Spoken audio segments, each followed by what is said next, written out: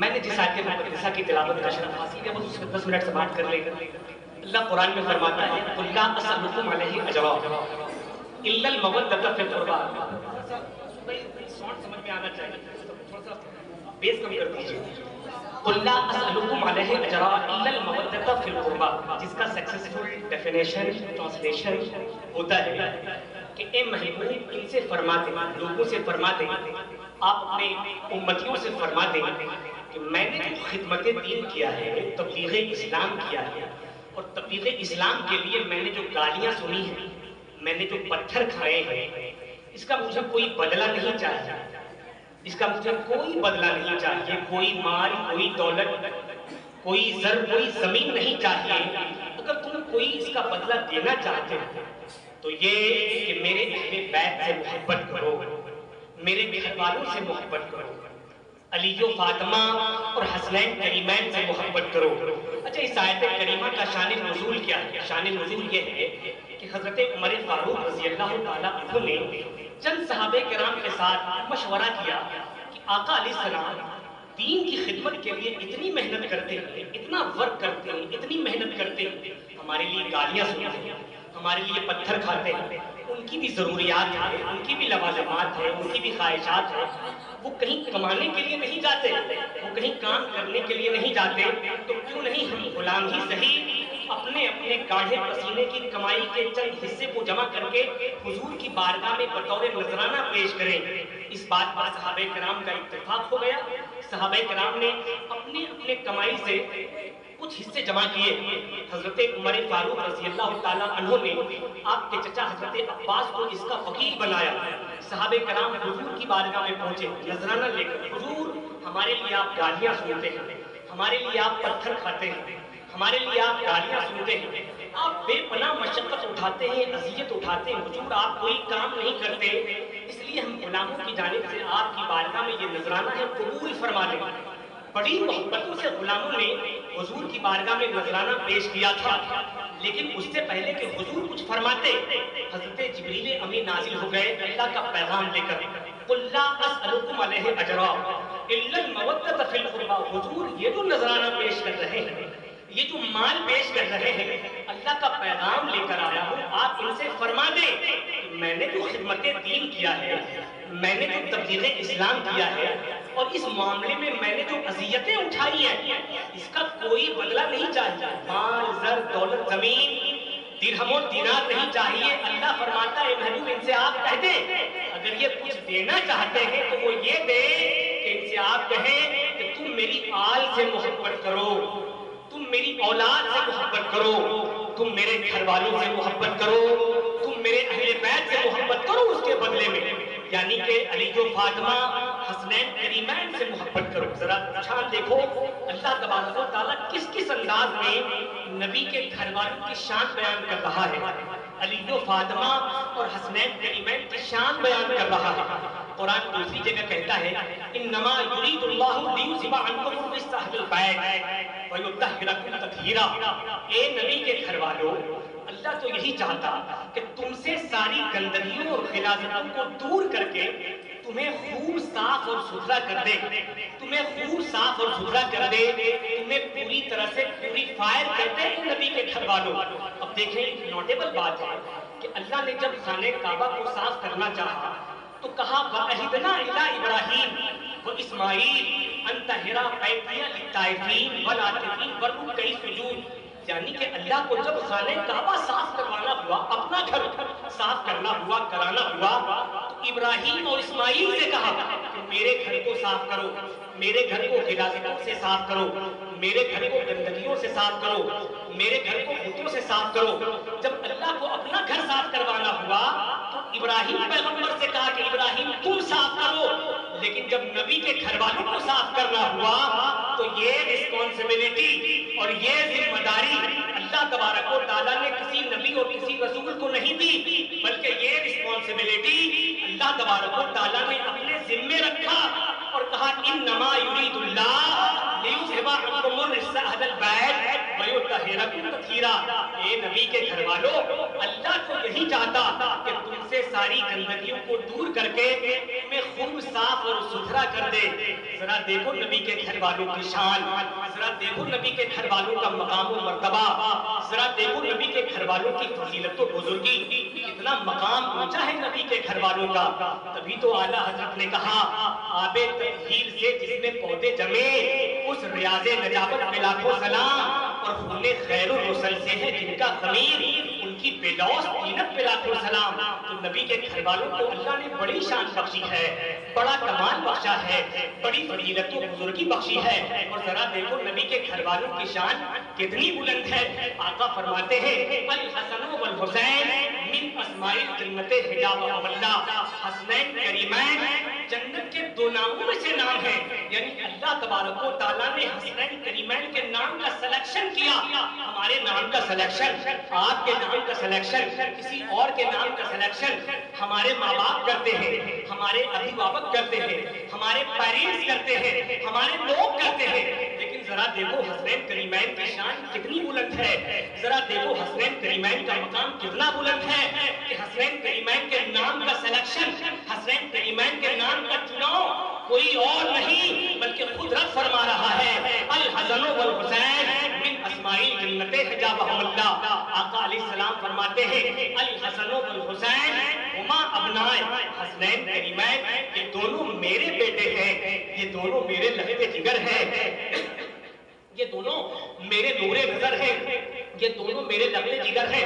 آقا علیہ السلام شان بیان کر رہے ہیں حسنین کریمین کی، آقا علیہ السلام مقام بیان کر رہے ہیں حسنین کریمین کی، آقا علیہ السلام فضیلت و بزرگی بتا رہے ہیں حسنین کریمین کی۔ آقا علیہ السلام آگے فرماتے ہیں الحسن والحسین سیدہ اشباب اہل الجنہ، حسنین کریمین صرف جنتی نہیں ہے بلکہ جنتی نوجوانوں کے سردار ہیں حسنین کریمین، جنتی نہیں ہے جنتی نوجوانوں کے سردار ہیں حسنین کریمین۔ تبھی تو آقا فرماتے ہیں الحسن والحسین سیدہ اشباب اہل الجنہ۔ آگے آقا فرماتے ہیں الحسن والحسین ان الحسن والحسین طاہرہ ام اللہ تطہیرہ۔ آقا علیہ السلام فرما رہے ہیں کہ اللہ تبارک و تعالیٰ نے حسنین کریمین کو کمال تطہیر کی شان سے نوازا، یعنی کہ حسنین کریمین کے وجود سے اللہ تبارک و تعالیٰ نے ساری گندگیوں کو دور فرما دی، ساری غلاظتوں کو دور فرما دی اور حسنین کریمین کے وجود کو پاک کر دیا۔ ذرا شان دیکھو کس انداز میں شان بیان کر رہے ہیں اللہ تبارک و تعالیٰ کے پیارے حبیب۔ آقا علیہ السلام آگے فرماتے ہیں ان الحسن والحسین خیر الناس نسبا۔ آقا علیہ السلام فرماتے ہیں کہ حسنین کریمین کا خاندان سب سے اچھا خاندان ہے، حسنین کریمین کا قبیلہ سب سے اچھا قبیلہ ہے، حسنین کریمین کی فیملی سب سے اچھی فیملیز ہے۔ آقا علیہ السلام شان بیان کر رہے ہیں، آگے فرماتے ہیں من احب الحسن والحسین فقد احبہ اللہ، جس نے حسنین کریمین سے محبت کی اللہ تبارک و تعالیٰ کے پیارے حبیب فرما رہے ہیں کہ جس نے حسنین کریمین سے محبت کی وہ اللہ تبارک و تعالیٰ کی بارگاہ میں محبوب ہو گیا، وہ ایسا ہو گیا کہ اللہ اس سے پیار کرنے لگ جاتا ہے۔ جو حسنین کریمین سے محبت کرتا ہے گویا اللہ تبارک و تعالیٰ اس سے پیار کرنے لگ جاتا ہے، اللہ اس سے محبت کرنے لگ جاتا ہے، وہ اللہ کی بارگاہ میں محبوب ہو جاتا ہے۔ اور جو اللہ کی بارگاہ میں محبوب ہو جاتا ہے اللہ فرماتا ہے من کان اللہ کان اللہ لہو، یہ میرا ہو گیا ہے میں اس کا ہو گیا ہوں۔ اے جبریل یہ میرا ہو گیا ہے میں اس کا ہو گیا ہوں، میں اس سے محبت کرتا ہوں تو بھی اس سے محبت کر۔ اسرائیل میں اس سے محبت کرتا ہوں تو بھی اس سے محبت کر۔ اسرافیل میں اس سے محبت کرتا ہوں تو بھی اس سے محبت کر۔ اسرائیل میں اس سے محبت کرتا ہوں تو بھی اس سے محبت کر۔ عرشیوں میں اس سے محبت کرتا ہوں تو بھی اس سے محبت کر۔ فرشیوں میں اس سے محبت کرتا ہوں تو بھی اس سے محبت کر۔ زمین والوں میں اس سے محبت کرتا ہوں تم بھی اس سے محبت کرو۔ آسمان والوں میں اس سے محبت کرتا ہوں تم بھی اس سے محبت کرو۔ گویا جو حسنین کریمین سے محبت کرتا ہے وہ رب کا بھی محبوب ہو جاتا ہے اور رب کے بندوں کا بھی محبوب ہو جاتا ہے۔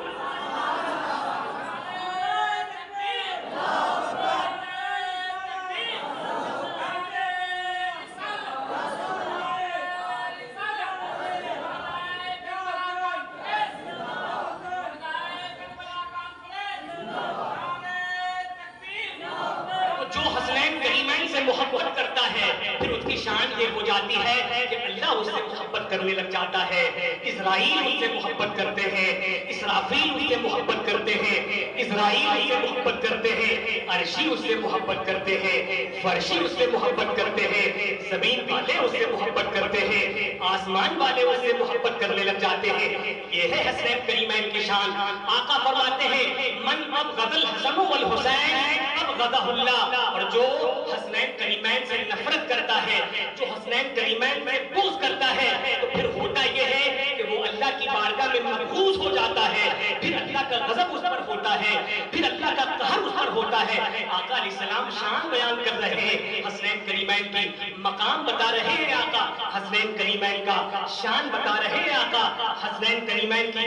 آقا فرماتے ہیں النبی حرب لمن حارب الحسن والحسین, جو کوئی حسنین کریمین سے جنگ کرتا ہے میں اسے اعلان جنگ دیتا ہوں, میں اسے اعلان جنگ دیتا ہوں. فرمایا گیا ذهب النبی صلی اللہ تعالی علیہ وسلم السجود, ذهب النبی صلی اللہ تعالی علیہ وسلم للمباہلۃ ومعه الحسن والحسین. جب آقا علیہ السلام مباہلے کے لیے وقت مباہلہ جا رہے تھے تو آپ کے ساتھ کون تھا؟ کوئی اور نہیں, وہ حسنین کریمین تھے, وہ حسنین کریمین کی ذات تھی جو آقا علیہ السلام کے ساتھ تھی. ذرا دیکھو حسنین کریمین کی شان کتنی بلند ہے. فرمایا گیا اولا من يدخل الجنۃ مع النبی صلی اللہ تعالی علیہ وسلم السجود للحسن والحسین. ذهب النبی اولا من يدخل الجنۃ مع النبی صلی اللہ تعالی علیہ وسلم هو الحسن والحسین. آقا علیہ السلام روز قیامت جب جنت میں داخل ہوں گے تو آپ کے ساتھ جنت میں سب سے پہلے کون داخل ہوگا؟ وہ کوئی اور نہیں, وہ حسنین کریمین کی ذات ہے, وہ حسنین کریمین ہے. ذرا دیکھو حسنین کریمین کی شان کتنی بلند ہے. فرمایا گیا کانا یطیر النبی صلی اللہ تعالی علیہ وسلم السجود للحسن والحسین. آقا علیہ السلام نمازوں میں اپنے سجدوں کو جس کے لیے طویل فرماتے ہیں, نمازوں میں اپنے سجدوں کو جس کے لیے لمبا فرماتے ہیں, نمازوں میں اپنے سجدوں کو جس کے لیے لانگ فرماتے ہیں, آقا وہ کون ہے؟ وہ کون ہے؟ وہ کون سی ذات ہے؟ وہ کوئی اور نہیں, وہ حسنین کریمین کی ذات ہے, وہ حسنین کریمین ہے جس کے لیے آقا علیہ السلام نمازوں کے سجدوں کو طویل فرماتے ہیں. حضرت شداد بن حاج فرماتے ہیں میں مسجد نبوی میں تھا, آقا علیہ السلام کے ساتھ جماعت میں نماز پڑھ رہا تھا. کیا دیکھا کہ آقا علیہ السلام نے سجدوں کو طویل کر دیا. میں بھی سجدے میں تھا, صحابہ کرام بھی سجدے میں تھے, آقا علیہ السلام بھی سجدے میں تھے, کیونکہ نماز باجماعت تھی. آقا علیہ السلام نے سجدے کو طویل کر دیا, لمبا کر دیا, اور اتنا لمبا کیا, اتنا لمبا کیا, اتنا لانگ کیا, اتنا لانگ کیا کہ میرے دل میں خدشہ پیدا ہوا, ڈر پیدا ہوا.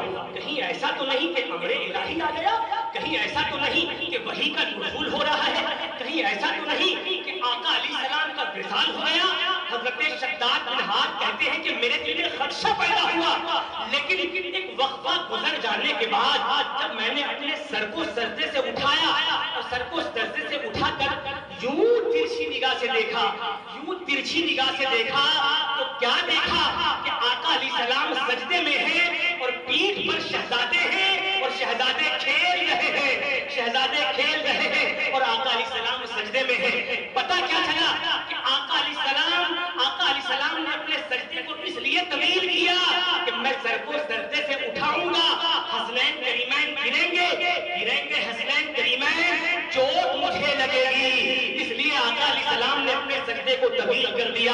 ذرا دیکھو کتنی محبت فرماتے ہیں آقا, ذرا دیکھو حسنین کریمین کا کتنا خیال فرماتے ہیں آقا, ذرا دیکھو کتنی محبت فرماتے ہیں آقا, کتنی محبت فرماتے ہیں آقا. آقا علیہ السلام حسنین کریمین کو کبھی اپنی گود پہ بٹھاتے ہیں, کبھی سینے سے لگاتے ہیں, کبھی آنکھوں کو چومتے ہیں, کبھی پیشانیوں کو چومتے ہیں, کبھی آنکھوں کی پتلیوں کو چومتے ہیں, کبھی ہونٹوں کو چومتے ہیں, کبھی لبوں کو چومتے ہیں, کبھی رخسار کو چومتے ہیں, کبھی سروں کو چومتے ہیں. ذرا دیکھو کس کس انداز میں محبت فرماتے ہیں آقا علیہ السلام. آقا علیہ السلام فاطمہ الزہرا کے گھر کے قریب سے گزر رہے ہیں, رونے کی آواز آئی, رونے کی آواز آئی. آقا علیہ السلام گھر میں داخل ہوئے تو کیا دیکھا, دونوں شہزادے رو رہے ہیں, بلک رہے ہیں, رو رہے ہیں. آقا علیہ السلام نے فرمایا فاطمہ یہ شہزادے روتے کیوں ہیں؟ انہیں رولایا نہ کرو، جب یہ روتے ہیں میرا دل پھٹتا ہے، جب یہ روتے ہیں میرا دل روتا ہے۔ ذرا دیکھو کتنی ٹوٹ کر محبت کرتے ہیں آقا علیہ السلام شہزادوں سے، اور کتنا پیار فرماتے ہیں آقا علیہ السلام، کتنا خیال فرماتے ہیں آقا علیہ السلام، اتنا خیال فرماتے ہیں، اس قدر خیال فرماتے ہیں اور اس قدر محبت فرماتے ہیں آقا علیہ السلام کہ آقا علیہ السلام اپنے کاندھے پر بٹھا کر مدینے کی گلیوں میں گھومتے ہیں، مدینے کے خطوں میں گھومتے ہیں آقا علیہ السلام، کاندھے پر بٹھا کر حسنین کریمین کو مدینے کے خطوں اور مدینے کے گلیوں میں گھومتے ہیں آقا علیہ السلام۔ جب صحابہ کرام پوچھتے اور کہتے حضور سواری کتنی اچھی ہے، آقا علیہ السلام مسکراتے اور مسکرا کر فرماتے تم صرف یہ کہتے ہو کہ سواری کتنی اچھی ہے، صرف یہ دیکھتے ہو کہ سواری کتنی اچھی ہے، یہ کیوں نہیں دیکھتے کہ سوار کتنا اچھا ہے، یہ کیوں نہیں دیکھتے کہ سوار کتنا اچھا ہے۔ کتنی محبت فرماتے ہیں آقا علیہ السلام، اتنی محبت فرماتے ہیں، اتنی محبت فرماتے ہیں کہ دونوں کو اپنے گود میں بٹھاتے ہیں اور بٹھا کر جو ہاتھ اٹھاتے ہیں ایکسپریشن یہی ہوتا ہے، انداز یہی ہوتا ہے، یوں ہاتھ اٹھاتے ہیں اور دعا کیا ہوتا ہے، سنٹینس کیا ہوتا ہے، کوٹیشن کیا ہوتا ہے، اللہم انی احبہما فاحبہما واحب من یحبہما، اے اللہ میں ان سے محبت کرتا ہوں، اے اللہ میں ان سے محبت کرتا ہوں، تو بھی ان سے محبت کر اور جو ان سے محبت کرے تو ان سے بھی محبت فرما، تو ان سے بھی محبت فرما۔ تبھی تو بریلی کے رضا نے کہا سرتابہ قدم ہے تلے سلطان زمن پھول، لب پھول دہن پھول زقن پھول بدن پھول، اور کیا بات رضا اس چمنستان کرم کی، زہرا ہے کلی جس میں حسین اور حسن۔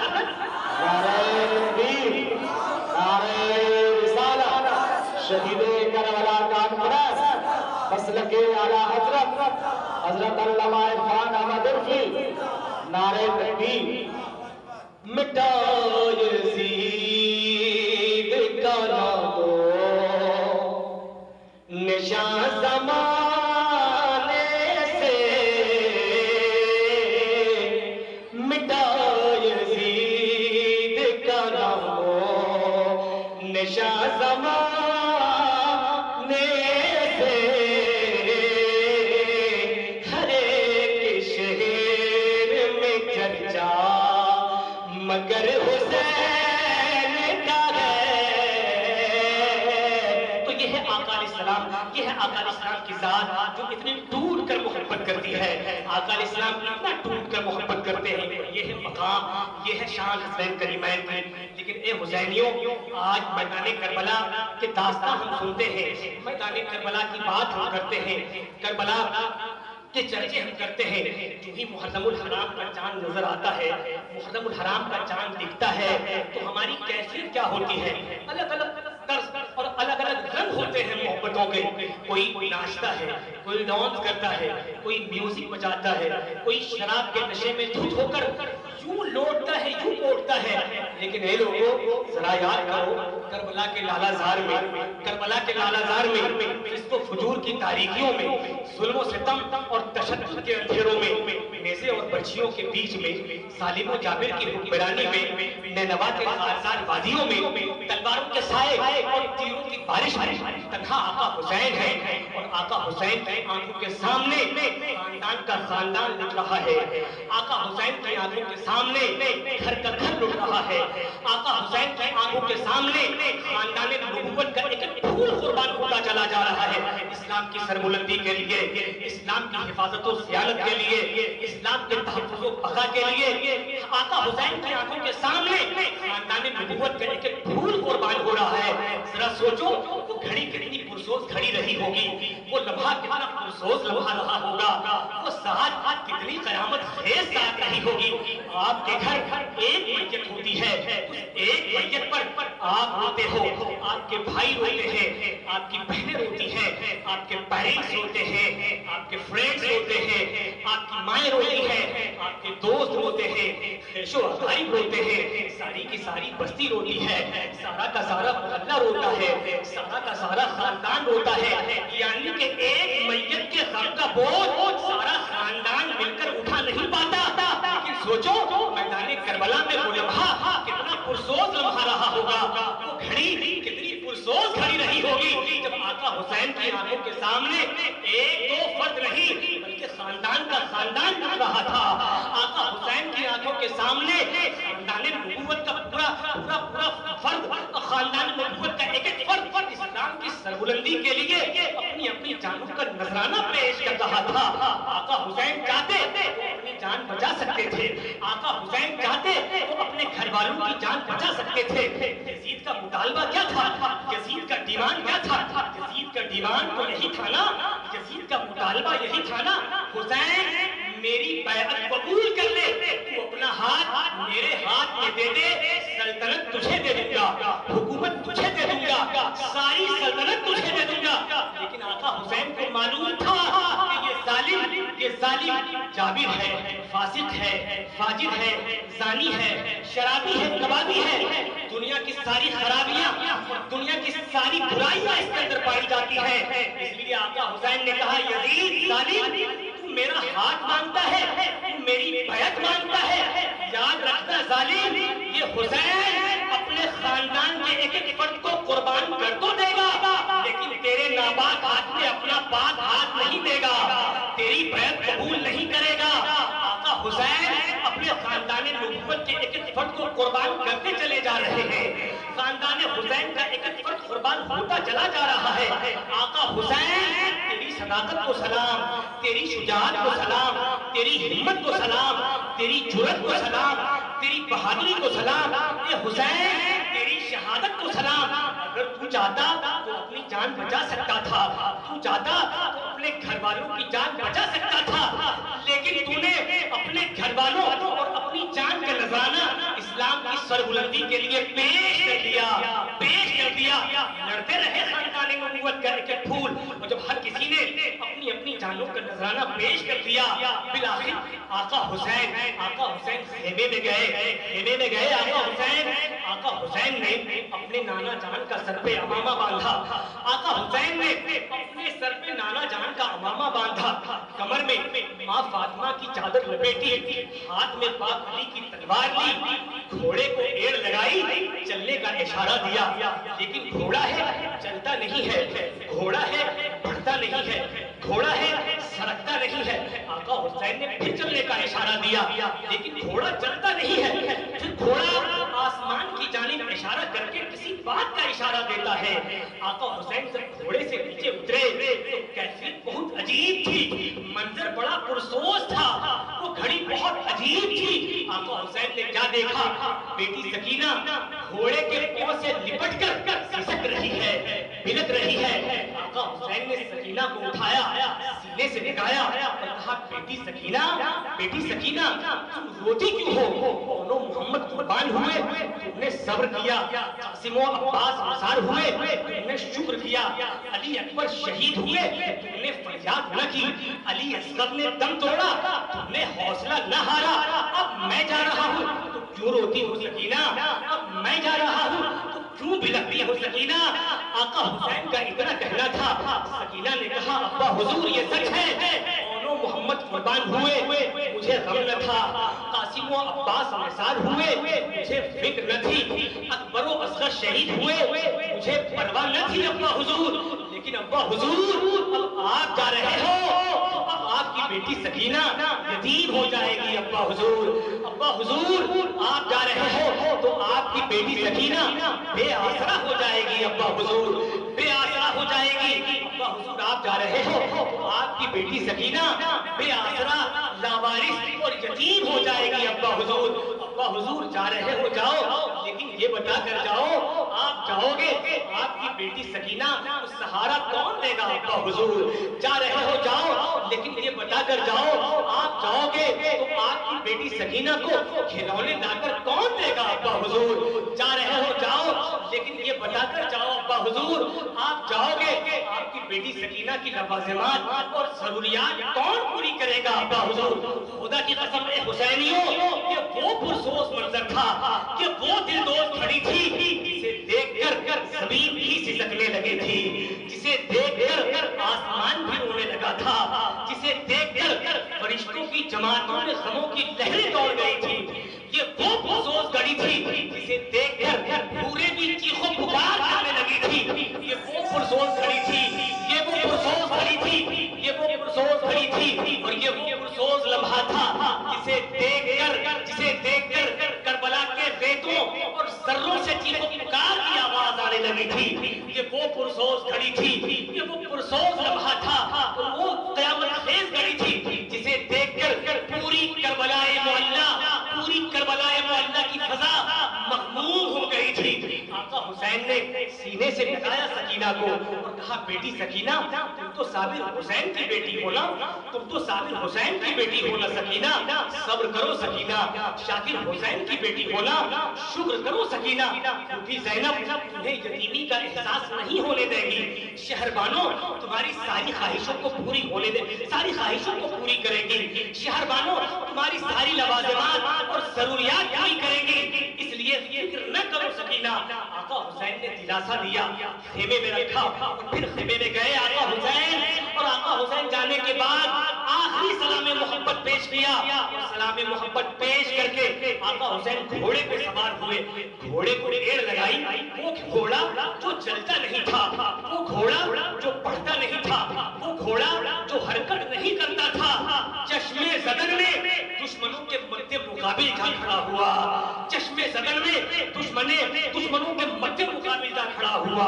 آقا حسین جب میدان کارزار میں گئے, ظالموں کو, دشمنوں کو, یزیدیوں کو مخاطب کیا اور کہا, یہ اے یزیدیوں, تم کس کے خون کے پیاسے ہو؟ تم جانتے ہو نا مجھے, میں کون ہوں؟ مجھے پہچانو میں کون ہوں؟ میں خاندان نبوت کا پھول ہوں. تم تو اسی رسول کا کلمہ پڑھتے ہو, جس رسول کا کلمہ پڑھتے ہو اسی رسول کا نوازا ہوں. جس رسول کا تم کلمہ پڑھتے ہو اسی رسول کا لخت جگر ہو. جس رسول کا کلمہ پڑھتے ہو اسی رسول کا نور نظر ہوں. آقا حسین نصیحت کر رہے اور فرما رہے, میں اپنی مرضی سے نہیں آیا, میں اپنی خوشی سے نہیں آیا. تم نے خط بھیجے تھے, تم نے میسج بھیجا تھا, تم نے پیغام بھیجا تھا, تب میں آیا ہوں. عمر بن سعد ظالم کھڑا ہوا اور کہا, حسین باتیں نہ بنا, مرنے کے لیے تیار ہو جا. اتنا کہنا تھا, آقا حسین کا تیور بدلا, تلوار فضا میں چمکی, لہرائی, تو ایسا نہیں لگتا تھا کہ تنہا حسین کے ہاتھ میں اکیلی تلوار ہو, بلکہ ایسا لگتا تھا کہ حسین کی تلوار میں آسمان کی ساری بجلیاں سما گئی ہو. ایسا لگتا تھا کہ زمین بھی تائید میں آ گئی ہو. ایسا لگتا تھا کہ آسمان بھی حمایت میں اتر پڑا ہو, کیونکہ آقا حسین کی جو تلوار چلتی تھی, ایسا لگتا تھا کہ آسمان کی بجلیاں چمک رہی ہو. آقا حسین جس جانب بڑھتے لاشوں کا انبار لگ جاتا, آقا حسین جس جانب بڑھتے لاشوں کا ڈھیر لگ جاتا, آقا حسین جس جانب بڑھتے گردنوں کی صفیں مٹ جاتی. ایسا لگتا تھا کہ تنہا حسین میں جرأت موسیٰ بھی ہے, تنہا حسین میں استقامت ابراہیم بھی ہے, تنہا حسین میں ارادہ اسماعیل بھی ہے. ایسا لگتا تھا کہ آقا حسین کے بازو میں علی کا بازو سما گیا ہو. ایسا لگتا تھا کہ فاطمہ زہرا کا دودھ حسین کی رگوں میں نیا خون بن کر دوڑ گیا ہو. آقا حسین جس جانب بڑھتے پشتوں کے پشتے لگا دیتے, جس جانب بڑھتے پشتوں کے پشتے لگا دیتے. قلب لشکر پہ حملہ کرتے آقا حسین, قلب لشکر صاف ہو جاتا. میمنہ کی طرف بڑھتے آقا حسین, میمنہ صاف ہو جاتا. میسرہ کی طرف بڑھتے آقا حسین, میسرہ صاف ہو جاتا. آقا حسین جس جانب بڑھتے لاشوں کا انبار لگ جاتا. لیکن وہ تلوار جسے بھوک کی شدت نہ روک سکی, وہ تلوار جسے پیاس کی تڑپ نہ روک سکی, وہ تلوار جسے اونو محمد کی تڑپتی لاشیں نہ روک سکی, وہ تلوار جسے عباس بھائی کے کٹے بازو نہ روک سکے, وہ تلوار جسے اکبر کی لٹی جوانی نہ روک سکی, وہ تلوار جسے قاسم کا لٹا شباب نہ روک سکا, وہ تلوار جسے بہن زینب کا اجڑا سہاگ نہ روک سکا, وہ تلوار جسے شہر بانو کی پرستی آنکھیں نہ روک سکی, وہ تلوار جسے بیمار زین العابدین کا شدت بخار نہ روک سکا. وہ تلوار رک گئی, وہ تلوار رک گئی کیونکہ وقت نماز آ گیا تھا، وقت نماز آ گیا تھا۔ آقا حسین نماز میں گئے، سجدے میں گئے، سجدے کی کیفیت میں گئے۔ ظالموں نے، دشمنوں نے اسے ہی موقع غنیمت سمجھا، موقع غنیمت سمجھ کر آقا حسین کے سر کو تنے مبارک سے جدا کر دیا۔ آقا حسین کے سر مبارک کو تنے مبارک سے جدا کر دیا ظالموں نے۔ محترم آقا حسین کا سر جدا ہوا تن سے، روایتوں میں بات ملتی ہے ایسا لگتا تھا کہ زمین پھٹ جائے گا، آسمان ٹوٹ کر گر جائے گا، پوری کائنات میں مغموم فضا چھا گئی۔ ایسا لگتا تھا کہ اب خدا بندر کا قہر اور غضب نازل ہو جائے گا۔ کربلا کے ذرے ذرے سے چیخو پکار کی آواز آنے لگی تھی اور کیفیت بالکل بدل گئی، یہاں تک کہ روایتیں بتاتی ہیں کہ آسمان سرخیوں میں تبدیل ہو گیا، سورج نے اپنے چہرے چھپا لیے اور پوری کائنات کی فضا مقدس ہو گئی۔ آقا حسین کی شہادت اور آقا حسین کی قربانیوں کا اپدیش اور فلسفہ کیا ہے محترم حسین کو اسے سمجھو، آقا حسین کے فلسفہ قربانی کو سمجھو۔ آقا حسین نے